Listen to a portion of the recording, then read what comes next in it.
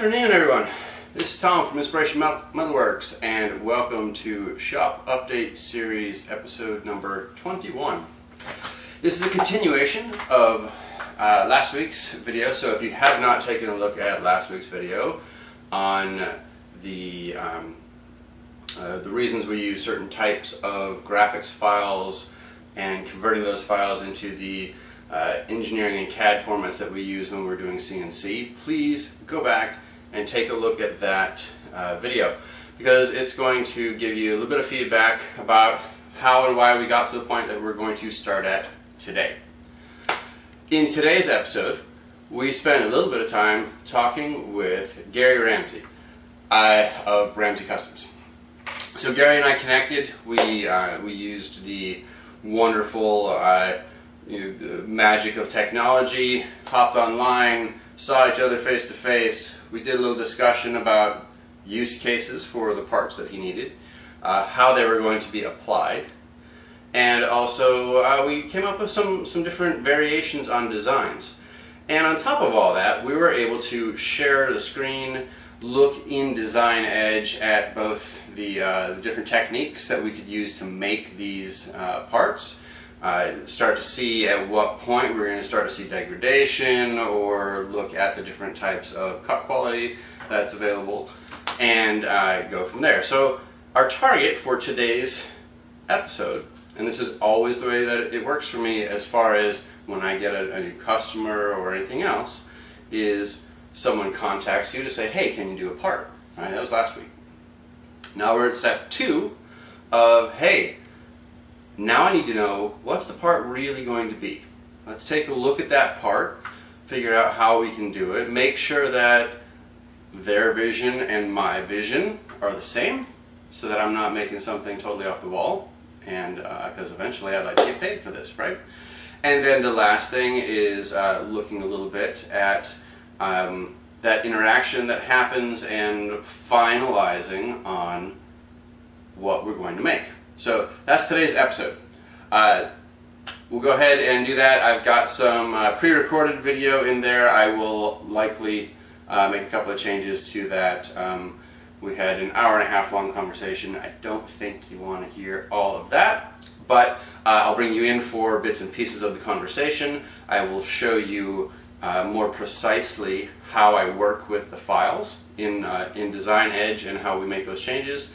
And then we'll look at the final product of today's interactions, which is a list of the parts to be made, the materials with which to be made, and the outcomes, the authorization to move forward. Right? So again, as you're doing things in a small shop, this is how it works. So sit back, enjoy the ride, and let's take a look at the process. And once again, folks, hey, you know what? I'm actually moving faster this week than I was before. Okay, so before I even got in touch with Gary, I took a look at his logo here because I wanted to be prepared for the types of questions that I would ask him in order to figure out what kinds of parts we needed and what are the caveats. What are we going to run into as we start to create these parts? For instance, let's take a look here. We have what's called a positive and a negative when we're talking about the different parts. A positive would mean that I'm cutting this out, like here, this whole thing here. It would be cut out just like that. Imagine you drew something with a piece of chalk or a big thick crayon, and you used scissors to cut around the outside of those lines, and that's what you're left with. Okay, that's the positive. A negative would be what's left in the piece of paper after you cut that stuff out. Right? So whenever I'm looking at things like this, I have to think about it in two forms, both positive and negative forms. So do we give them the part that we cut out, or do we give them the part minus the things we cut out? So, all right, that's the difference in positive and negative. As we start to look at this, I noticed a few things right away. So let's zoom in. I'm going to press the F1 key, or you can use these little buttons here for zoom in, right? But I'm going to use F1, and F1 is going to zoom me in to the part where my mouse is, okay? And I start to notice things here on the R. So if we're going to do a positive, right, and we're going to cut the R out, the R is in two pieces, right? This part of it's fine. Let's zoom. Actually, let's look at just, I'm going to press F6, and that's going to bring me into the whole R, right? So the R is in two pieces. We've got a part here that goes around. This part's okay because it's going to cut and drop away, right? That's all right. We're not worried about that. That's the hole we don't want to include. But then this part, that's not connected to anything, right? So we need to know, hey, are we going to actually, what are you going to use this for? What are you going to use these parts for? How are you going to mount them? What are they going to go onto? Do we need to start connecting parts? Or is it okay to have parts that are in multiple pieces like this? Right? So these are the types of questions I start to write down. All right, well, what are we going to do here? How do we do this? Right? In sales types of work, of which I have done in the past, in sales engineering or solutions engineering, we would call this discovery. Right? This is the discovery process of what we're doing. We're coming in here and we're trying to figure out, hey, yeah, you asked me if I can solve your problem, but if I don't truly understand your problem, I don't know if I can really solve it. Right? So here's part of our problem. Do I need to connect these pieces? Will connecting these pieces adversely affect the look and feel of the overall part? The other thing that I noticed, and let's zoom in way close up here. All right, this spot right here. Let's do a zoom. So I've got the snap turned on for node points, and I want to measure the point from this sharp point here to this sharp point there. And right now that's telling me it is 0.435 inches, right? Well, that's 0.435 inches. Let's zoom all the way back out. When this whole sign here is closer to 12 feet long.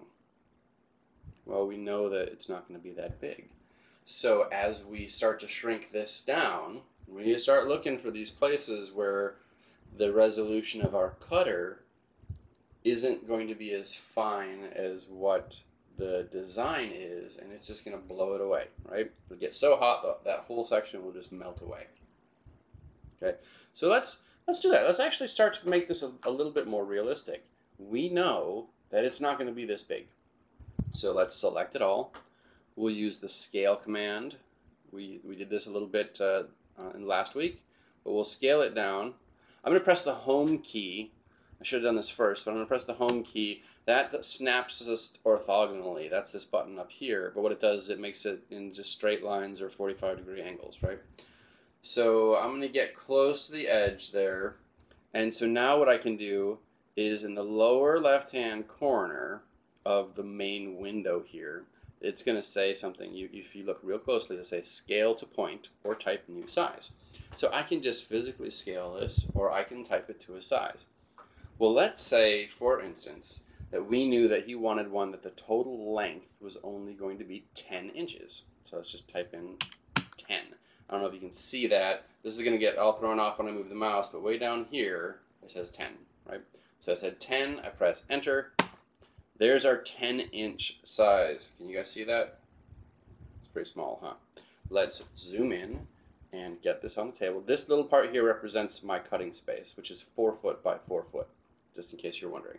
So let's press the M key for move, or I can use the symbol here for move. It's already selected. Let's put this on the table someplace. I'm going to turn some of these orthogonal snaps off, and I'm going to make it so that I can see the entire table. Right, zoom window to, oh, that's a selection, sorry. Zoom window to the table. Bam. There, oh, no, that's selection. This is the table. Gosh. There we go. Zoom to table, zoom to selection, zoom to a extent of what's selected. That's the nice part about this. Put your mouse over something, be patient for a second, it'll tell you what the button does. Okay, so if we're at the whole table section, you can see 10 inches, right? That's it right there. We're going to zoom back to just the selection. It's going to look exactly the same to you, right? Because technically, this is a vector image. And so these vectors, they use coordinates, we scale it up, we scale it down, we don't lose any quality. But let's start playing some games here, folks. We're going to zoom in here. We're zooming in close. Remember that width that we did earlier? Let's turn the extents on, or I'm sorry, the node points on, and we're going to measure the distance between those points again. All right, that distance is now 0.015 inches. 15 thousandths. That's pretty tiny, right? That's going to blow through. It's going to fall apart. So these are the kinds of things we start to think about. Let's stop here. Let's zoom back out to our video here, and let's look at how I discussed some of this with Gary in our conversation. Hey everyone. As I was editing the videos together, I realized grabbing bits and pieces was creating a little bit of a disjointed viewing experience. So I'm going to jump in here and there and give you a little bit more extra commentary just to kind of help smooth those transitions over, so it's not quite the train wreck that it looked like it was going to be. So at this point, we've switched over to do some web conferencing, and we're going back and forth. I'm going to grab just a few snippets out of there to reinforce what we had just talked about in the video, that there's negatives, that there's positives, figure out what it is that Gary's looking for, and then we'll move on from there. So did you get a chance to watch the whole video of the how I did the import and the difference between those imports? Yeah, I did. Using the JPEG versus the native DXF, big difference in what's the clarity of it and quality of it. Right, and now you have that CAD file. So yeah, no more people asking you for stuff or you having to pay somebody to change that stuff around. Right, you've got it. So that was one of the key things I wanted to make sure we got done with that part of it.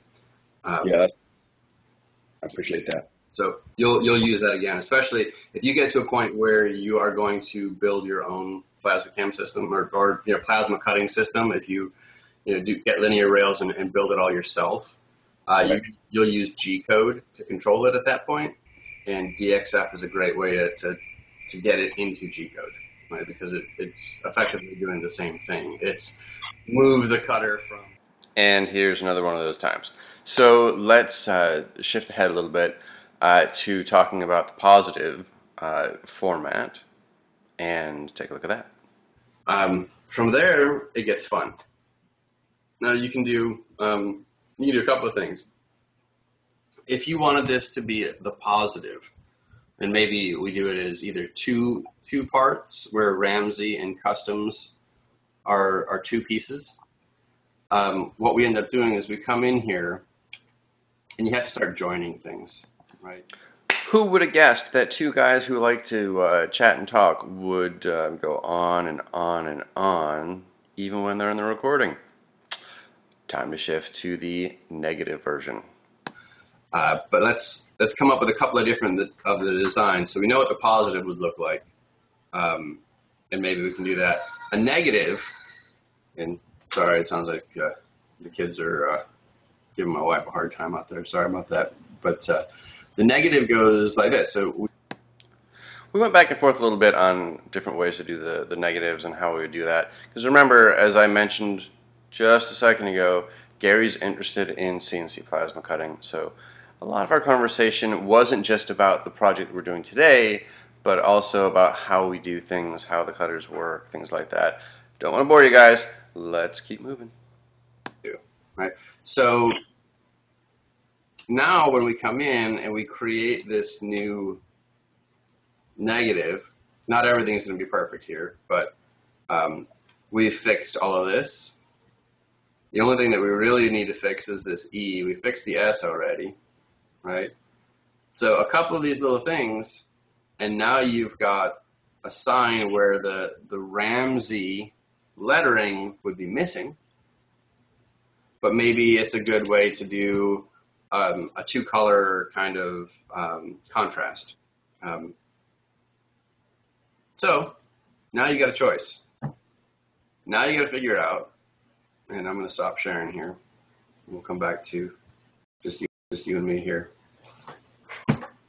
What do you want to do? Well, I think I'd like to have the negative with a 4-inch overall profile and whatever the letters end up being inside of that. And then the positive with 3.5-inch tall letters.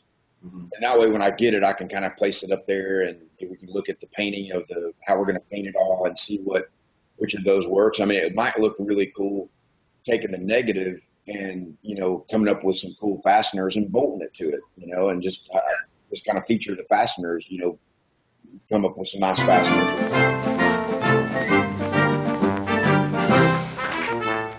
Okay, quick public service announcement, quick PSA. I hope you're enjoying this video so far. This was a good time to take a break. And I want to talk a little bit about the shirt I'm wearing today. This shirt is from VetTix. As many of you know, I am a United States Army veteran. There are lots of veterans in this country. And I'm Nika. And this is Nika, my daughter. We have both benefited from VetTix. And so I wanted to just take a second to remind those of you who are watching this video, if you are a veteran, if you know a veteran, check out VetTix. It's vettix.org, VETTIX.org. I was just going to say that it helped us go to the Nutcracker. Go ahead. VetTix helped us for the tickets that we got to go to the Nutcracker. So, as she said, VetTix is a great organization that helps veterans in a lot of different ways, and one of which is morale, welfare, and recreation. So check out vettix.org. They have definitely helped us out. This is our way of saying thank you. We had a great daddy-daughter night out at the ballet, but please check it out. If you aren't a veteran, but you can donate, please donate to the cause. There are lots of ways to do that, but check out their website, vettix.org, VETTIX.org. I am not in any way affiliated with them other than having been a recipient of their generosity. So, that concludes today's PSA, and now back to our regular video. Thank you. Bye. Cool, so that was easy. We established a couple of things. One is that he wants both positive and negative formats, and that the way he's going to mount them allows for individual mounting.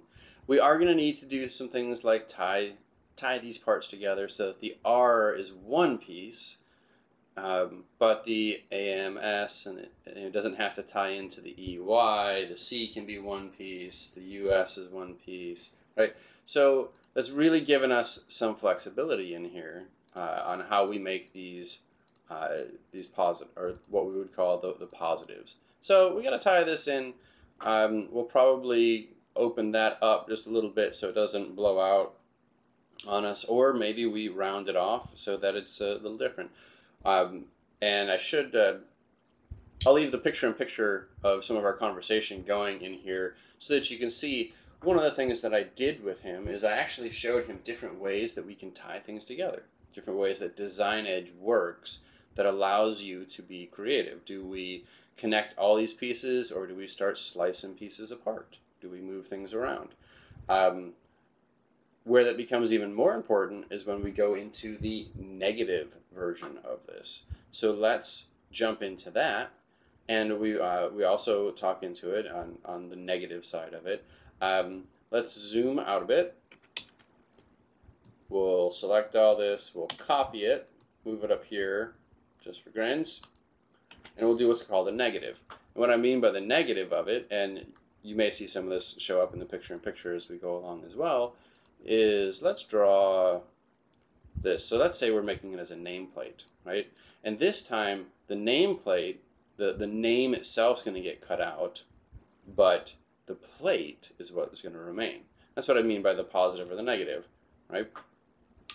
So nice and simple, we'll look at that. Let's zoom in on that section now. I pressed F6 to go to that extents. Do you guys remember that one? Zoom selection, zoom extents. That's, you know, how much I have selected. So we can go to everything that's available versus just what I have selected. Or the whole table. You guys learn a little bit there? Those are your buttons. So let's jump back to just the negative version that we're working on here. And again, what are the things that we have to watch out for in a negative version? Well, now these kinds of things are dropping out. The best way to illustrate when we're going to have a problem is to actually simulate what the cut paths would look like. Now in Design Edge, we've got two ways to do that. You can use keyboard shortcut where you press Shift N to put it into that new cut path mode, or you can come up here to Machine and click Convert to Cut Path. Now when I'm converting to cut paths and I have some control over where I do this, I'm going to zoom out to the table just so you get an idea. Metal shifts when it cuts, right? The heating and cooling, it's not universal, right? When you're cutting, it's very localized and then spreads. So if we were to start and end our cut path over on this edge of the table here, right? We'd start it here, the heat would be building, starting to shift, and then it wouldn't have any place to go because we've got just this small piece of metal here, right? So we typically are going to put our cut paths someplace out here where we've got all this metal out here to help absorb it, right? So let's zoom back in a little bit, and I typically put it someplace on a flat edge that's easily sandable so that I can blend it out real quickly, but I don't necessarily want it on a corner because sometimes it wants to round off. So let's choose about here. It asks me automatically convert the holes. How convenient is that? I don't have to click around all over the place to say, yeah, cut here, then here, then here, then here. Right? This is where Design Edge is really powerful for people who are just getting started. So let's say yes. And it's going to go through and crunch its numbers and figure out where everything's supposed to go. It's converting the cut paths, and we're done converting cut paths. I'm going to press Escape to say that I'm done with cut paths, and I'm going to zoom us back in just to what we're looking at. And here, by the colors that I see, I immediately see problems. Now, what problems do I see? Well, let's stay focused on that R. We were looking at the R earlier. We're already familiar with this one pretty well. You notice cut paths show up in a different color than a closed loop path, right? Closed loop path means like this rectangle, right? There's nothing open. It starts and ends. It is a closed system. The cut path starts here. It goes around. It's optimized to know the direction to go based on how plasma cutting works. Right? It's going to go a certain direction, and then that part falls out. It's going to cut in the correct order automatically so that we don't cut this big piece. It falls out, and then we want to cut stuff on the inside. But notice, right here we don't have a cut path. We don't have a cut path here. We don't have one here. There's another area over here where there's no cut path. Almost none of this gets a cut path because let's focus on the R. Let's zoom in on that R since we're familiar with that part. Let's trace this cut path. It comes in. It goes around here. It comes up and around. It goes to that edge. It comes down. It comes through that little spot here. Remember, I was worried about that being a little tight. Comes through here. Comes down, around, up back through here, and is done. This whole section then drops out. It never gets a chance to cut this because it drops out. Well, how do we fix that? Right? These are the kinds of things that we have to pay attention to when we're doing our cutting. Right? How do we fix it so that the R looks really like an R? Well, I'm going to undo our cut paths. You can go up to Edit and press Undo, or notice the Page Up button does an undo. And let's focus on this, because I already said that I was worried about how tight that is and all this. Let's zoom in close. Remember, that's that F1 key. It's going to zoom in on the mouse. And I see that there's a couple of pieces here, and then this part goes here. So let's start by doing something simple. We've already got our snaps turned on for node points. We'll do a line. I often use the keys, just an L for a line. and I want it to go from that sharp edge to that sharp edge and connect. Boom, done. All right, now let's zoom back out a little bit. What if this part here didn't go all the way up? Let's make it a little shorter, right? So one of the easiest ways we can do that, I mean, we could actually mimic all these things, or we could do this. A lot of times what I do is I use the arc command, right?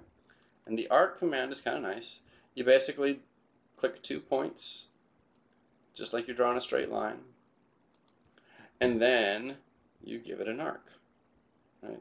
Well, I didn't do it the way that I want to on this one, so let's start over. We'll do it the right way, because I want this arc to be close to what this is. So let's say I go from here to here, kind of perpendicular to those lines, and I come up a little bit, right? And now here's the fun part. Trim and extend.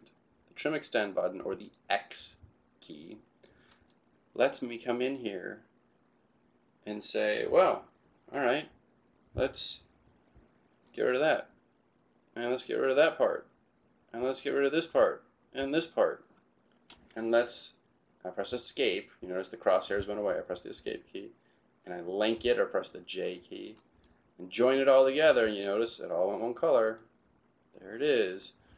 Now let's zoom back out to our R, and notice now that is all one piece. So when this piece falls out, it's all one piece. Now, it's not quite, the way that I would do it. I'm just trying to give you a quick illustration. What I'd probably do is round these edges a whole lot more, so that the organic round look of that pen stroke that this is designed on is what I would try and mimic. But these are the kinds of things that you can do when you're making the negative version of this to keep your parts from falling out, while also retaining the look and feel of that particular design. This is always the challenge that we get when we're manufacturing, or we're the ones that are producing these things, fabricating these things, is artists have a different job than the person who's fabricating. Their set of limitations is different from our set of limitations. So what we try and do is find that good balance, right? So easy way to do that, and I would go through, I'd have to do the same thing here, right? Let's, give you another quick example. We'll zoom in on this S. We still have our node point in here. Remember our keyboard shortcut? L for line.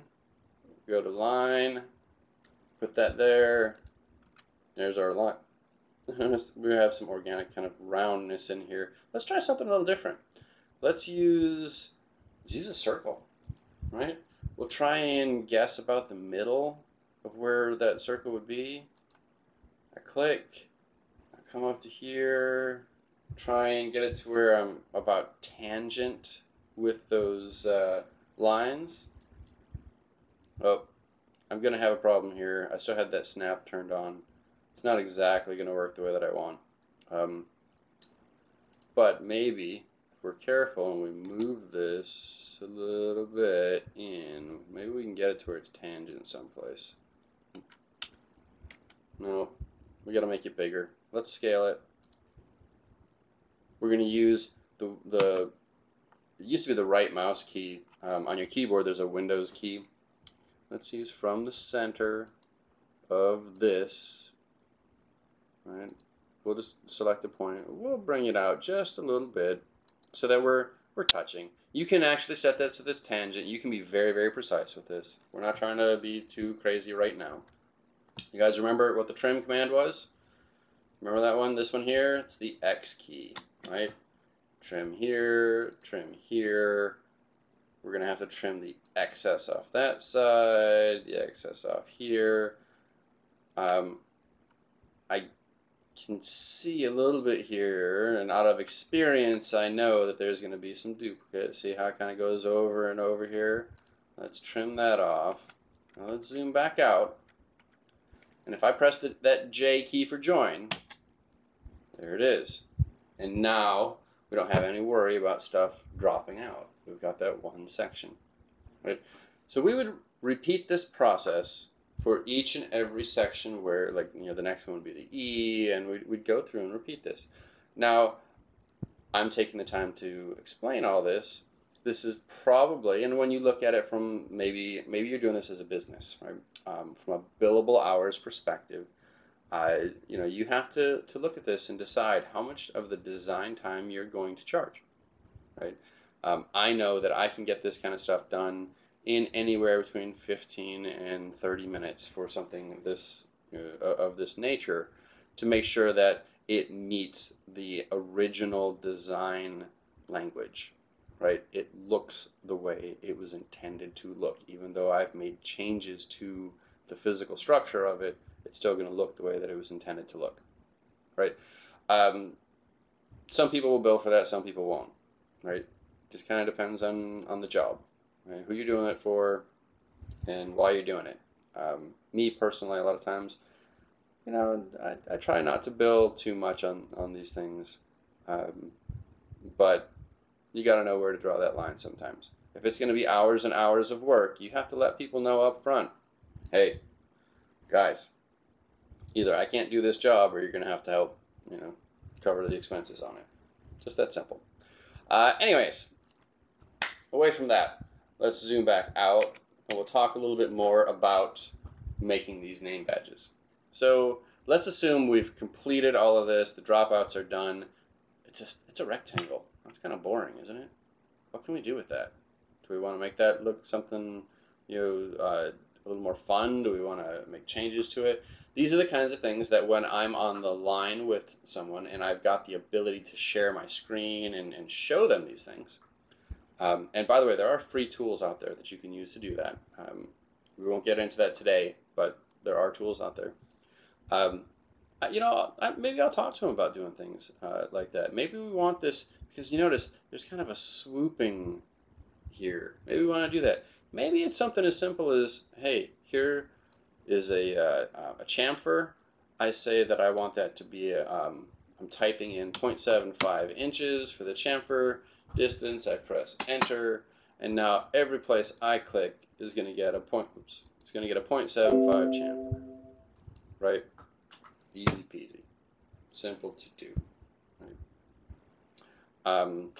Another thing that you typically would ask, and that comes up in discovery, is how are you going to mount this? Do you want to, like a lot of times I deliver these things in a finished form. So they are painted or powder coated, chromed, whatever. So they're not going to be putting holes in it. I'm doing that for them. So you can come in here, do your holes, your hole patterns. Let's just do a simple hole pattern for this one, right? It's a hole, center of circle, or type diameter. You can just click and type it, or you click a button and draw it. Or let's say that this particular one is 3/8. So I'm going to do 3/8. And notice I did the actual fraction. 3/8 hole. There it is. Where do I want this hole? I want it. Let's put it here. I can move things around if I want to, but let's put it right here for now. Or maybe, actually, you know what? He and I talked about doing this where he might use some old school rivets and things like that. So there's a 3/8 hole. We're going to put brass rivets on this thing. I'm going to place it right here, but now I want this to look, I want to be able to replicate this. So there's something called an array. If you give me just a second, we'll talk about arrays. All right, so one of the joys of working in a home studio, home theater, office, and all-around family abode is sometimes you get a little distracted.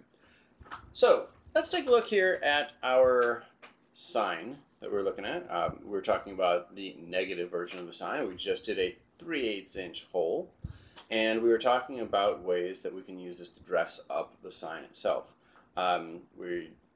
Gary and I had discussed a particular sign that I had made where I used brass rivets, hand rivets, where I actually, hand sealed all the rivets on this thing, and as the brass aged, it got this beautiful patina on it, and it really helped the sign pop, right? So how do we do that? Well, remember, sometimes we're giving people these things and it's in a finished format.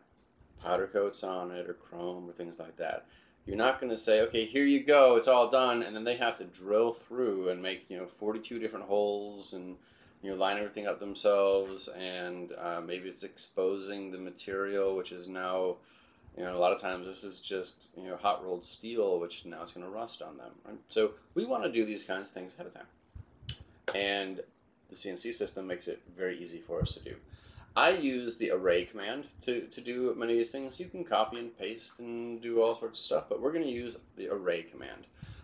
You can press the A button for array. I believe I never actually come in here and do this anymore. Draw array, right? So there's your menu items in here. And I tell you, once you start to learn these keystroke commands, you'll almost forget where the menu items are because you just don't use them. So we've selected the item already. It's that 3/8 inch hole. We're going to make an array. And it wants to know what kind of array do we want. Rectangular, polar. Hey, you know what? Polar arrays, great way to do your bolt hole patterns, right?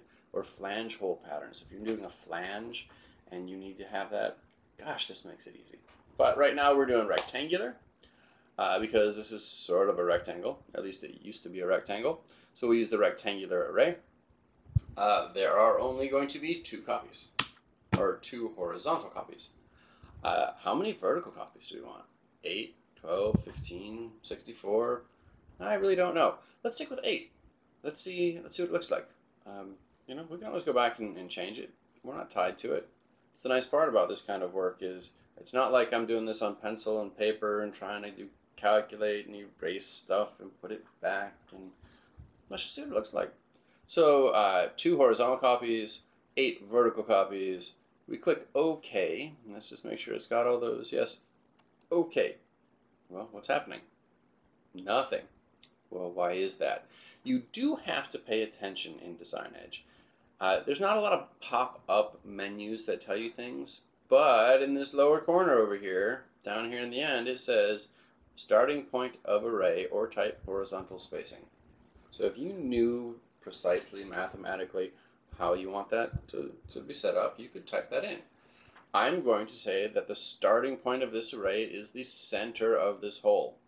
Well, since Windows 8 threw off all my right clicks and can't do that, I use the keyboard command, that little menu button that says, hey, right click, and I'm going to use the center snap. And I'm going to center snap on this hole here. And if you notice, now it's right there, but whoa, look at this. I messed up. How did I mess up? Well, I said 2 horizontal and 8 vertical. Well, I mean, I suppose I could make it look like that. But really? Nope. I screwed up. Hey, PEBCAC error. Go back, do it again. Escape. A for array. 2 horizontal. How about 8 horizontal? 2 vertical copies. 2 vertical copies. Okay. Okay. Where are we going to do it? Same thing. There's our menu item. If you're not on Windows 8, 8.1, new version 10 coming out where you can use your right click button, use the right click button. But I have to use the keyboard command to get to that center snap. C. There it is. Oh, there we go. Now we're working on it. So, let's see. And I just drag this up and down, right? Where do we want all these cool little holes? So, another thing you can do, you can use those snaps, right? Right now we don't have any of those snaps turned on. I could turn the orthogonal snap on. So that's the home key.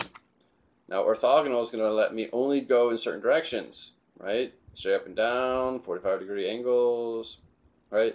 So 45 might be a good way to, if I knew, so there I know that this one and this one, they're straight up and down. But then as soon as I get over, hey, okay, 45, maybe 8 was too many, right? Also, look at the spacing. As Ramsey Customs comes in, we're about to hit that C, as we try and keep things, looking right there. So let's turn the orthogonal back off. Let's eyeball this a little bit better. And, maybe 8's the wrong number. But, for an example, it looks kind of cool. So there we have it. I'm going to just say, okay, here. Bam, there's all our holes. They're in a neat place. I like them. I don't really like, whoops, too much there. I don't, this is going to be interesting. I'm going to select it. Anyways, Ramsey Customs. I'm going to press Control and deselect the stuff here that I don't want. No snaps turned on. Good. We'll use the move command, which is M for move. I'm going to adjust this just a little bit.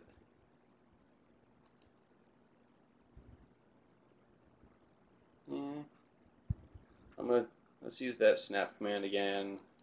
We'll move it up just a hair. Now we're going straight up, right? We can only go up or 45s or things like that. So we're going to go straight up. Let's go back where we were. Just a wee bit. Okay, done. There it is. And so here is our super cool new logo that he can put on whatever the heck he wants, right? Now, of course, this isn't the final versions. This is just the kinds of things that I experiment with, that I, especially ahead of time, when I'm talking, when I know I'm going to talk to people about these things, I want to know what I can show them up front. And sometimes I don't even have the opportunity to do this. I have to talk to them, send emails back and forth. Hey, what about this? What about that? Here's 3 or 4 different concept art versions. I send it to them. They say, I like this part of concept art 1. I like this part of concept art 2. And why can't you make the world spherical instead of egg-shaped? Right? Oh, wait. Anyways, that's a little tangent. Take a look. Here it is. This is what a negative would look like. Next stage in all of this, once you've narrowed this down, once you know with people, it's like, okay, let me zoom out just a little bit. Let's look at the different things we have. We know we've got the positive version here that we're going to make for them. We've got the negative version that we're going to make. Now you get to start to hash out things like, what do you need this made out of? What's the material? Is it, and in this case, I think we settled on, and we'll look at this a little bit at the end, but we're going to do some mild steel, just some stuff that we had laying around. Doesn't have to be anything fancy.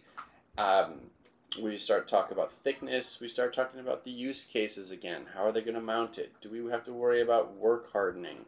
Is this something that's going to be in a harsh environment outdoors, or is this beautiful little artistic piece that's going to sit on the mantle in the fireplace in the house, and you don't have to worry about things, right? You have these kinds of discussions. You work all that out.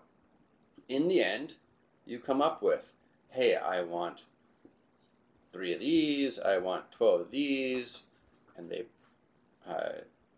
your next step as a business owner is to quote it. What's it going to cost to make those things? And that is where we will pick up next week. So with this right now, we'll go ahead, we'll get this done. I'll show you what it looks like. I'll show you what our final little version was there that we came up with, what he wants. We're actually going to make some of these out of 14 gauge. I think we're going to make one of these out of 3/8. That could be for something fun. I don't know, maybe use it to beat on people with 3/8 steel logo. Maybe we make it so that he can brand his steaks on the grill. Who knows? We'll see. But that'll be for our next episode. So thanks for watching. We appreciate the time. If you have any questions, please let me know. I appreciate the thumbs ups and the shares. We do have social media, Facebook, Inspiration Metalworks. Twitter is iMetalwork. I'm on there all the time as well. If you can't find me, you're not looking. I will talk to you next week. Thank you.